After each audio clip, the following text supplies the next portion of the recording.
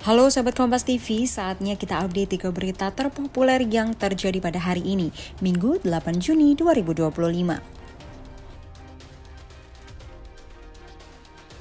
Menteri Lingkungan Hidup Hanif Faisal Nurofik akan meninjau kembali izin perusahaan-perusahaan tambang di Raja Ampat dan akan menindak jika terbukti bertentangan dengan UU Nomor 1 Tahun 2014 tentang pengelolaan wilayah pesisir dan pulau-pulau kecil.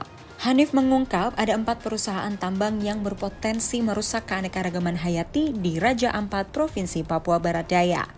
4 perusahaan yang dimaksud adalah PT GAC Nikel, PT KW Sejahtera Mining, PT Anugrah Surya Pratama, dan PT Mulia Raymond Perkasa, dan berada di pulau kecil.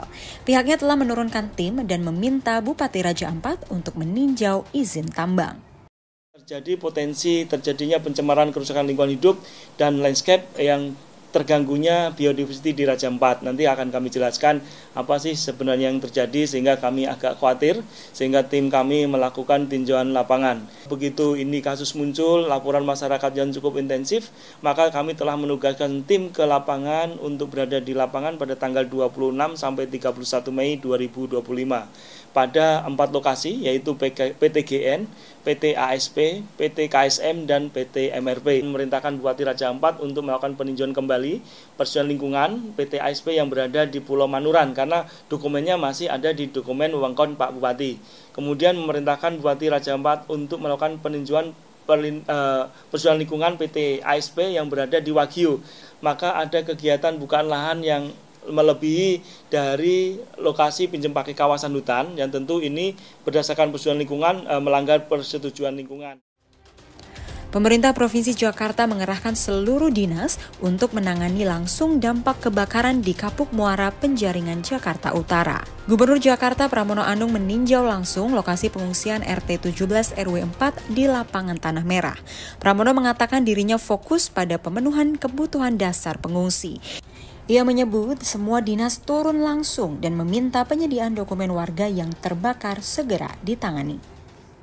Ini kita fokus untuk korban yang ada di tempat ini. Nanti kita pikirkan kemudian apakah bentuknya relokasi atau bagaimana. Nanti kami akan putuskan dalam rapat secara menyeluruh, secara detail mengenai penanganan dampak dari kebakaran ini. Wakil Ketua Umum Partai Golkar Idrus Marham angkat bicara terkait usulan pemakzulan Wakil Presiden Gibran Rakabuming Raka hingga wacana reshuffle kabinet. Menurutnya, silakan saja untuk mengajukan masukan, tetapi Presiden Prabowo pasti akan mempertimbangkan agar tidak menimbulkan masalah baru. Ia pun berpendapat bahwa pengalaman politik Presiden Prabowo penuh dengan pertimbangan sehingga tidak bisa didikte.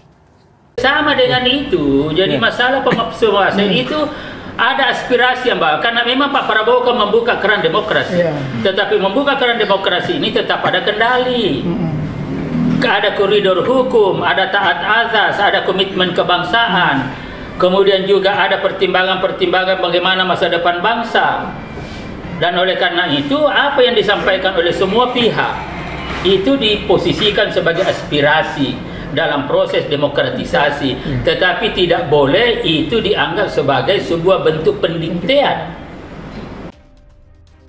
Itu dia Sahabat Kompas TV, 3 berita terpopuler pada hari ini. Saya Tesalonika Ajeng pamit undur diri. Jangan lupa untuk berikan like, komen, dan share di video-video Kompas TV.